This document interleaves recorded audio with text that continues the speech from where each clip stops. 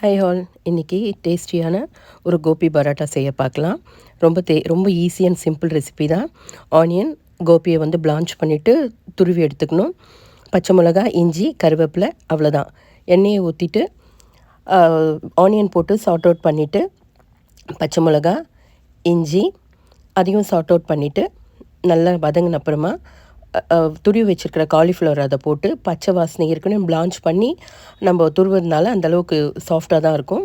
இருந்தாலும் நல்லா பச்சை வாசனை பொறுக்கும் 5 to 7 மினிட்ஸ் கிண்டிட்டு மசாலா மஞ்சத்தூள், மிளகாத்தூள், சீரகத்தூள், உப்பு அவ்வளோதான். 4த்தையும் போட்டு லைட்டாக நல்லா சார்ட் அவுட் பண்ணிட்டு பச்சை வாசனை போகிற அளவுக்கு கருவேப்பிலை, கொத்தமல்லி, டேஸ்ட்டுக்கு லைம் ஜூஸ், அந்த புளிப்பு தன்மைக்கு கொஞ்சம் லைம் ஜூஸ் ஆட் பண்ணிவிட்டு சிம்மில் வச்சுட்டு கொஞ்சம் பண்ணோம்னா நம்மளுக்கு தேவையான ஸ்டஃபிங் ரெடி ஆகிடுச்சு. இதுக்கப்புறம் சப்பாத்தி மாவு பிசைஞ்சு பரோட்டா போட வேண்டியது தான். சப்பாத்தி மாவு பிசைஞ்சிட்டு அது உள்ளே அழகாக ஸ்டஃபிங் வச்சுட்டு கையிலேயே தட்டினா போதும். நான் உங்களுக்கு 2 பரோட்டா செஞ்சு காட்டியிருக்கேன் பாருங்கள்.